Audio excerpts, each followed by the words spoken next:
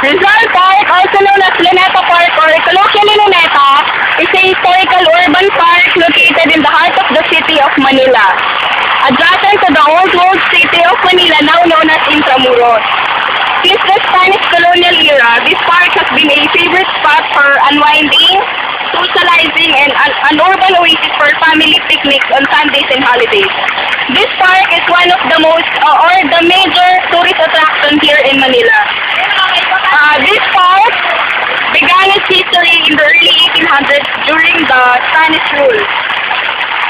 The name Luneta is synonymous to the word lunet, Spanish word lunet, because the park was said to have the shape of a half moon in Spanish times and situated next to a Spanish fort serving as a buffer during rebellions by the locals. This park was also called Bagong Bayan, or in English, New Town.